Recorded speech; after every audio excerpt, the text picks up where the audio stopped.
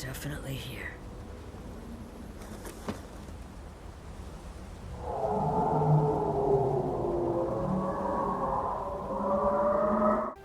Hello again, I am Blunty, and this is a story about Monster Hunter, about the as yet unnamed Monster Hunter 6, about my journey from kinda hating Monster Hunter to calling it one of my favorite games of all time, and about the one massive thing that Capcom absolutely must listen to its community of players about to make sure Monster Hunter 6, or whatever it winds up being called, no, it's not going to be Monster Hunter World 2, that's stupid. But to make sure Monster Hunter 6 has a chance to exceed the immense achievement that Monster Hunter World established for this beloved series.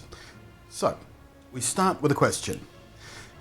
What is up with the incredible staying power of Monster Hunter World? I feel like a stand-up comedian. What's the deal with Monster Hunter World's staying power? That's an honest question, not a setup for a gag. It launched 2,099 days ago as I record this. That's 5 years, 8 months and 28 days ago. In terms a little easier to wrap your head around, but somehow it sounds far less cool and dramatic than 2,099. Right, Miguel? But look at this. Nearly 6 years old as a game, and with a newer, strongly received subsequent follow-up Monster Hunter game in the form of Monster Hunter Rise, and its expansion Sunbreak already being out there already too for a couple of years now, and somehow Monster Hunter World is still maintaining a surprisingly consistent and shockingly large player base. There's numbers. And that is just on the PC. What is the second most popular platform for this game? The prime platform being the PlayStation, partly because it launched on consoles first and the PC port only came around 6 months after that, so a huge number of existing fans jumped in on console, and partly because World was the very first time a mainline Monster Hunter game even came to PC in the first place, so all of the existing player base were all console players already anyway. And add to that, historically, the biggest player base for Monster Hunter was inside of Japan, where console is king.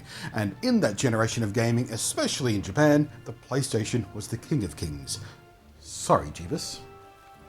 Unfortunately, Steam is the only platform to be so open and honest about the active player numbers. You can just look it up through the API. So we can only guess at what kind of active player base Monster Hunter World is maintaining on PlayStation. There's no way to know for sure. Nobody's going to tell you. Can't find out. But anecdotally, it seems extremely strong still, because I've recently gone back to Monster Hunter World, and specifically the Master Rank expansion, Iceborne.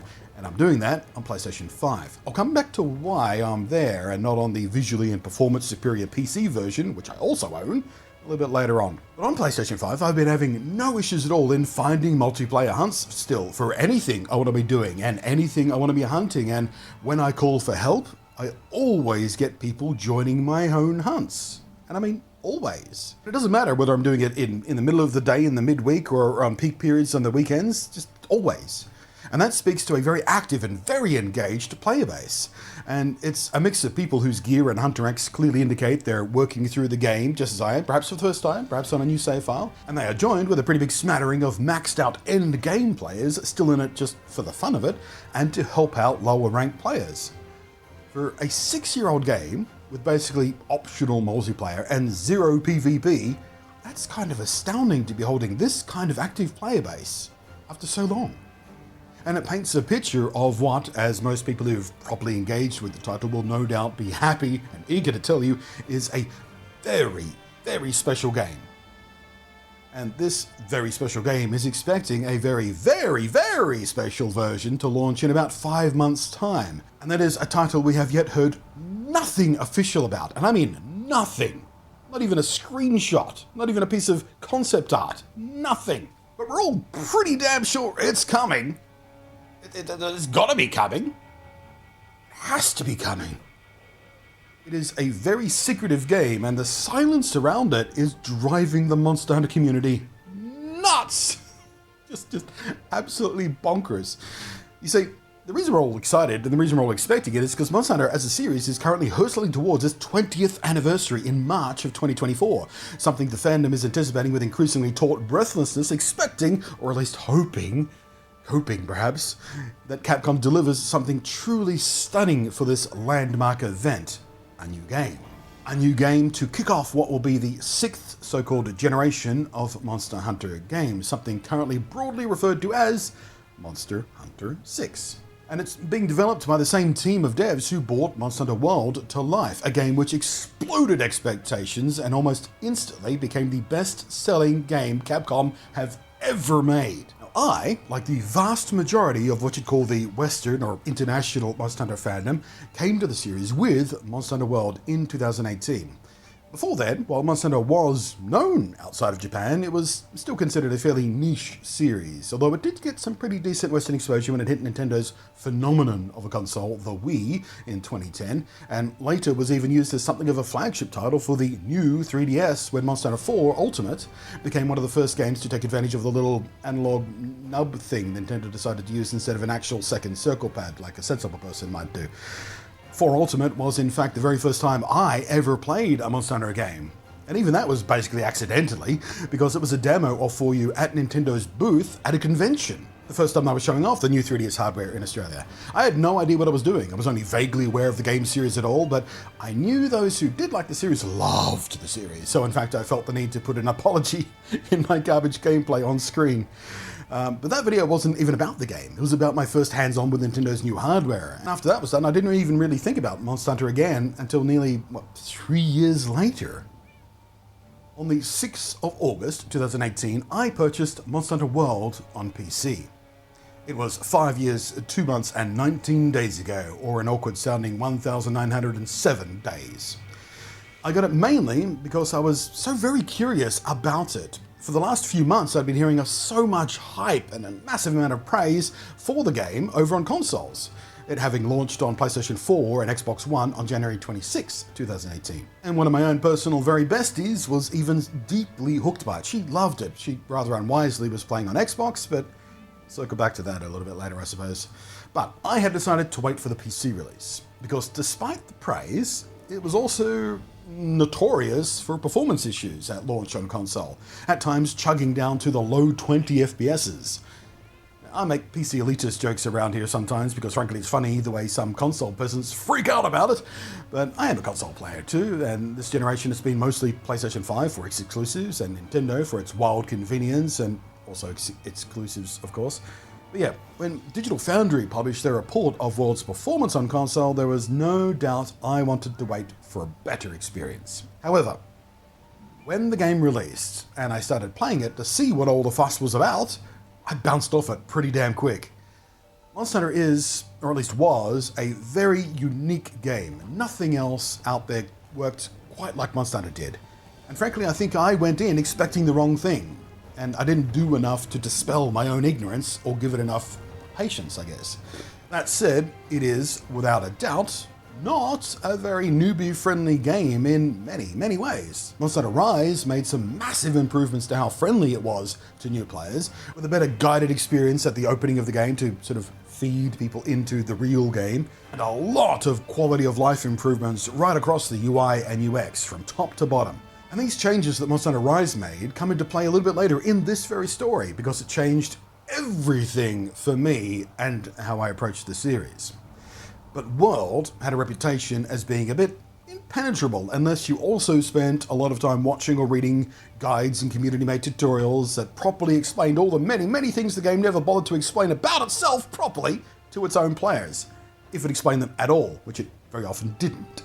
So I got quite frustrated with it. I hated its confusing inventory systems, how crafting and upgrading were handled, and the menu systems in general. Just the game felt bloated with a bunch of very clunky stuff, clearly from much older generations of games that Capcom, in my opinion, were too cowardly to change or remove or streamline just in case it pissed off the hardcore fans, because you know how hardcore fans of long-running series can be when you make changes to anything. And I was kind of right about that, by the way, because a lot of the stuff that Rise changed versus World, there was some amount of backlash from self-proclaimed hardcore players who whined about things going missing or changing or being made easier or more accessible or whatever. But in general, World was just kind of obtuse. And I also neglected to properly try out most of the weapons, instead choosing something I thought would feel familiar. The longsword, a big katana.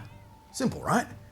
but it wound up feeling slow and clunky and awkward and not at all like the action combat games I was more familiar with. So I walked away from Monster Hunter World and only ever booted it up again when I was using it to test a GPU for review or something. And it was fine. Not everyone likes every game. That's okay.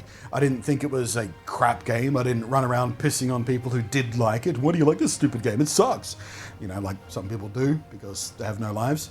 I just thought, I guess this one's not for me. What's next? And moved on.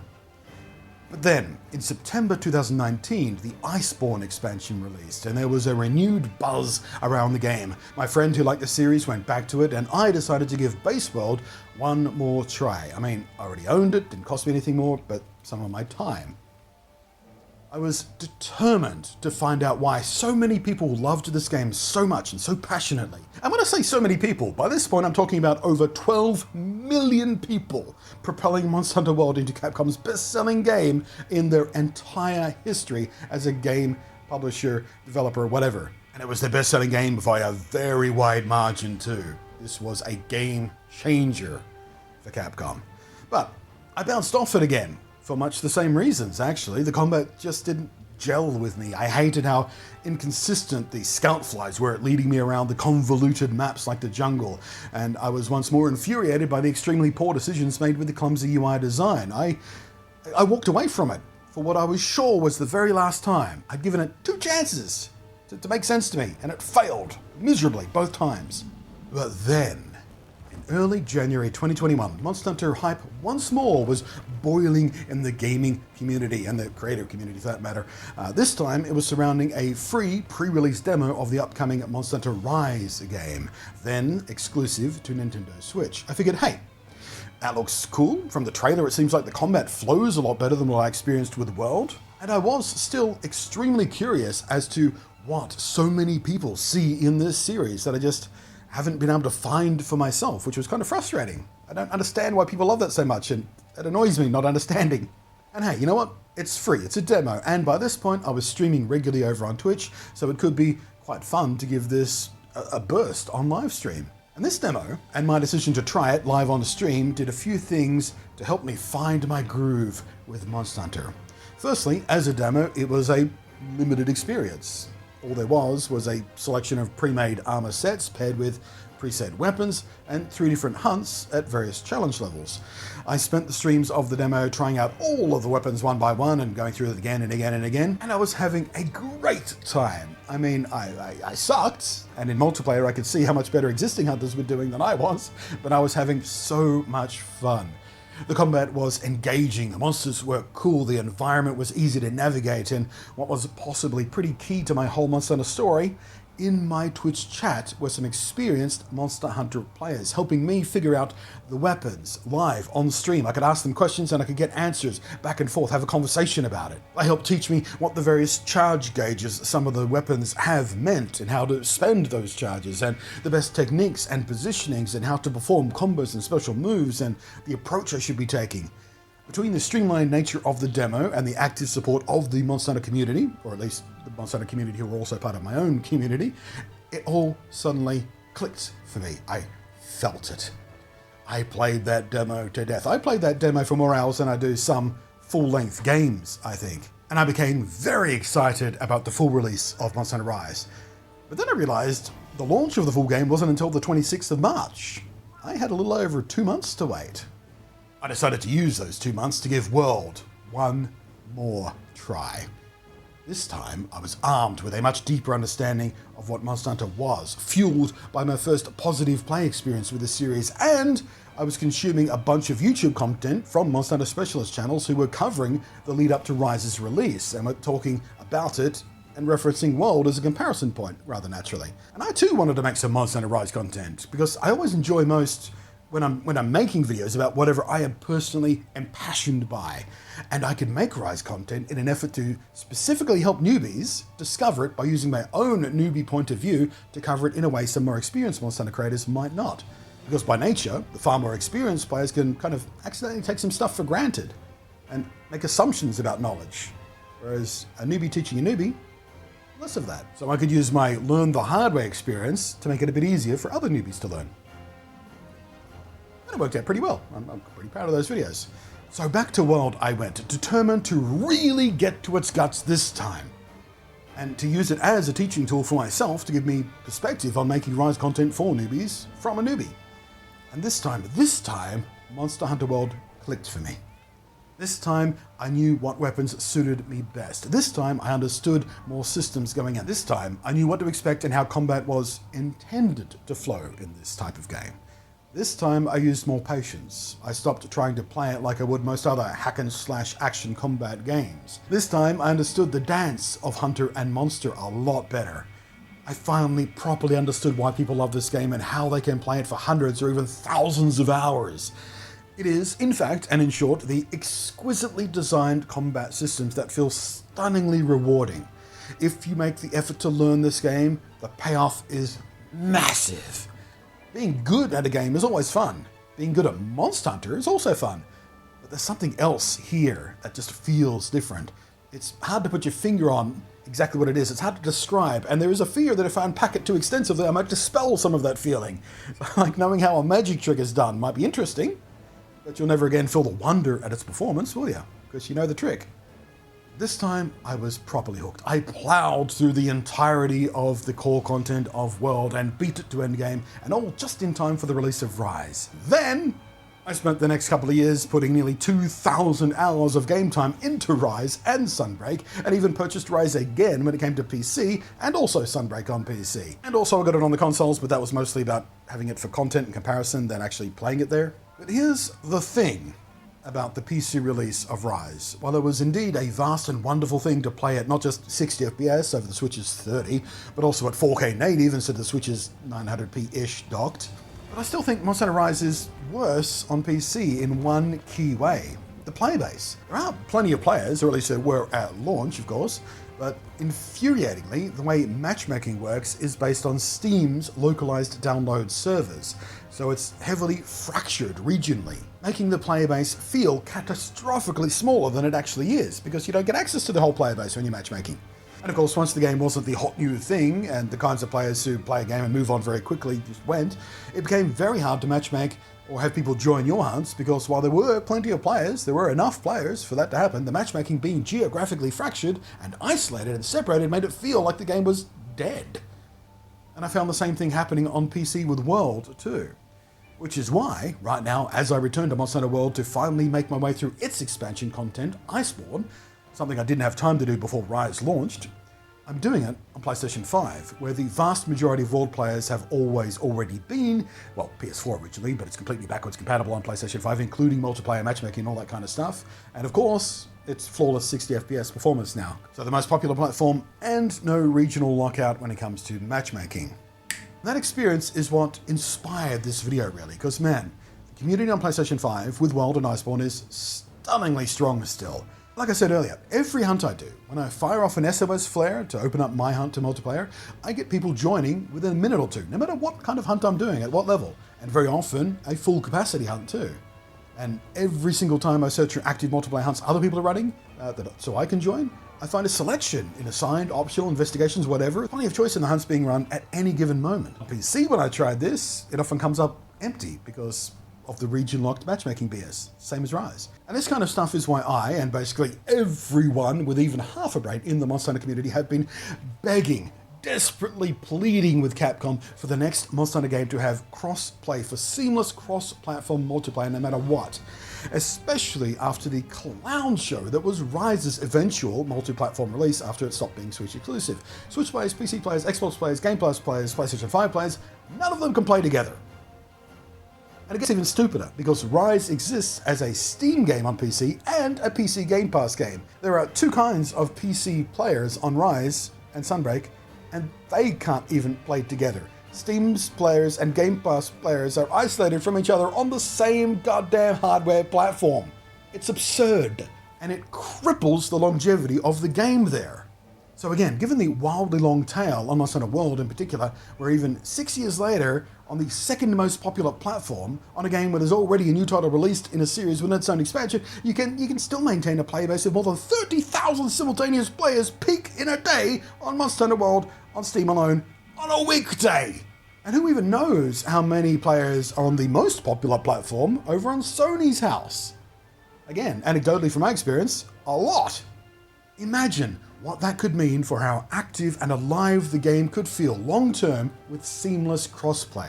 That, more than anything else they could change about the game series with Monster Hunter 6, would be the biggest game changer for MH6. Here's hoping, anyway. There are hints and clues that they've been listening to the community on this subject. But of course, nothing definitive yet, as there's been nothing definitive about Monster Hunter 6 at all, in even the smallest way, which is so frustrating when we're expecting it in about 5 months' time. Is it even going to happen? I don't know. Are we going to be big disappointed on the 20th anniversary? Who knows? And hey, speaking of, with something like 5 months before that, possibly, maybe, hopefully, you've got time, if you haven't delved into the series yet, to dive into Rise or to dive into World, and then maybe try their expansions as well. If you are going to dive in on Rise, I strongly suggest the Switch one. If you are going to dive in on World, I strongly suggest the PlayStation one, for reasons I've already explained in this video. So, thank you for watching this longer than I expected video. I am Blunty. I'll catch you next time. Let me know in the down below what your first Monster Hunter experience was, what your favourite Monster Hunter experience was. And thank you as always to the patrons scrolling up above there for their above and beyond support. Love you guys.